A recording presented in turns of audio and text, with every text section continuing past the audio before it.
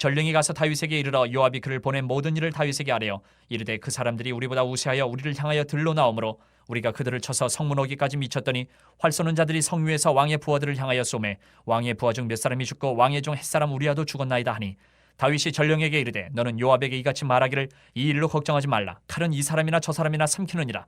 그 성을 향하여 더욱 힘써 싸워 함락시키라 하여 너는 그를 담대하게 하라 하니라. 우리아의 아내는 그 남편 우리아가 죽었음을 듣고 그의 남편을 위하여 소리내어 오니라. 그 장례를 마침에 다윗이 사람을 보내 그를 왕궁으로 데려오니 그가 그의 아내가 되어 그에게 아들을 낳으니라. 다윗이 행한 그 일이 여호와 보시기에 악하였더라.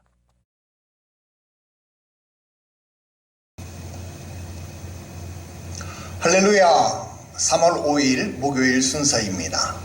사람은 속여도 하나님은 속일 수 없다라는 제목의 말씀을 보겠습니다.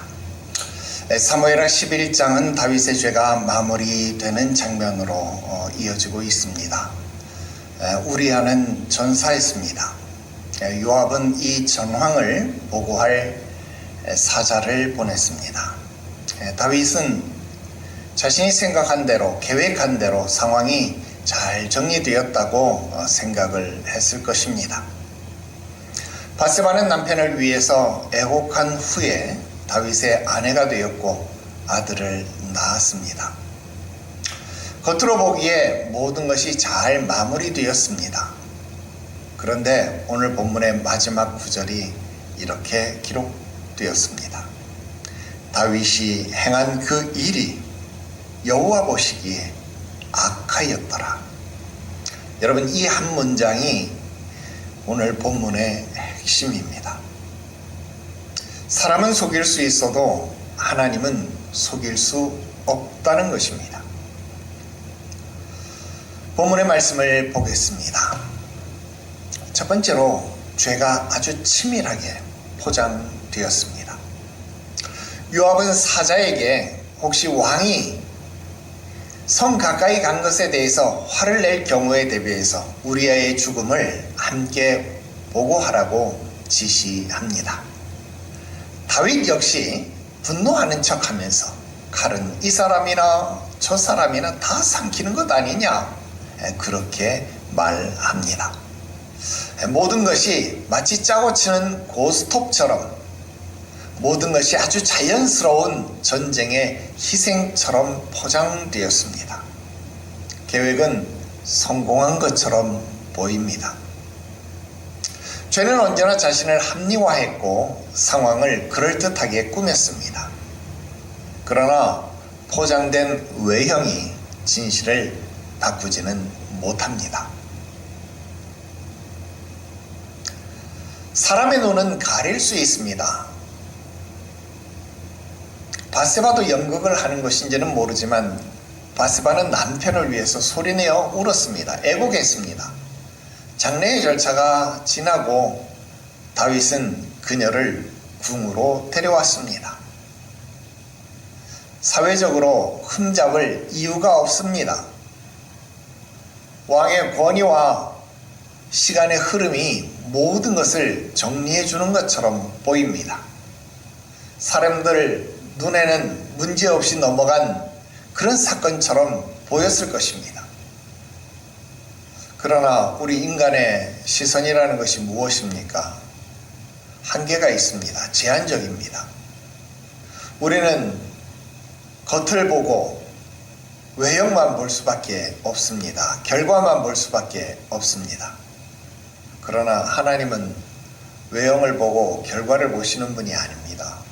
하나님은 중심을 보시고 하나님은 동기를 보신다라는 겁니다. 그래서 하나님은 보셨습니다. 본문의 마지막 구절은 모든 분위기를 완전히 바꾸었습니다. 여호와 보시기에 악하였다라는 것입니다. 다윗은 사람을 설득했고 상황을 통제했고 왕권으로 사건을 마무리했습니다. 그런데 하나님은 침묵하는 상황 속에서도 보고 계셨다라는 겁니다. 이 한 구절은 하나님의 거룩과 하나님의 공의로우심을 우리들에게 보여주고 있습니다. 하나님은 결단코 죄를 눈감아 주시는 분이 아니십니다.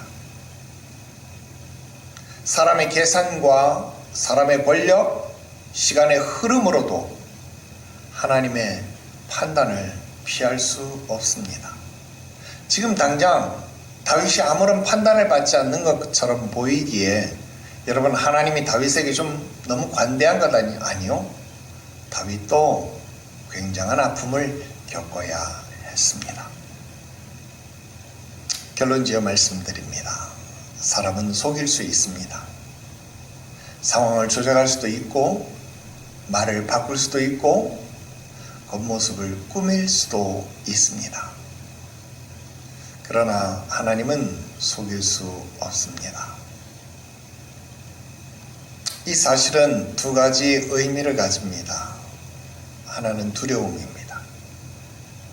죄는 반드시 하나님 앞에서 드러난다는 사실입니다. 다른 하나는 위로하심입니다. 억울함과 숨겨진 진실도 하나님은 다 알고 계시고요. 또 오늘 우리는 어떤 자리에서 살아가고 있습니까? 사람의 눈만 의식하며 살고 있습니까? 아니면 하나님의 눈을 의식하면서 살고 있습니까? 하나님 앞에서 정직한 삶이 가장 안전한 삶입니다. 부모님 앞에 거짓말을 해서 혼날 것이 두려워하는 아이들을, 아니 여러분들의 어린 시절을 기억하고 있을 겁니다. 잠깐 혼나는 거 두려운 일이죠. 그러나 정직이 최선의 방어이다라는 것 여러분 삶의 경험을 통해서 느끼지 않습니까?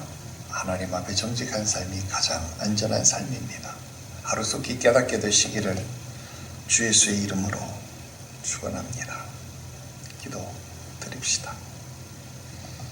거룩하신 하나님 아버지, 사람의 눈을 의식하며 살았던 저의 모습을, 우리의 모습을, 우리 공동체의 모습을, 이 나라 이 백성의 모습을 용서하여 주시옵소서. 겉으로는 괜찮은 척 하면서 마음의 죄악들을 숨기려 했던 순간들을 회개합니다. 주님 앞에서 숨길 것이 없음을 기억하게 하시고 항상 주의 시선을 의식하며 정직하며 온전하게 살아가게 하시옵소서. 죄를 합리화하지 않게 하시고 빛 가운데 나아가는 용기를 주시옵소서. 사람은 속일 수 있어도 하나님은 속일 수 없음을 잊지 않게 하시고 오늘도 주님 앞에서 깨끗한 양심으로 서게 하시옵소서. 거룩하신 구주 예수님의 이름으로 기도드리옵나이다. 아멘.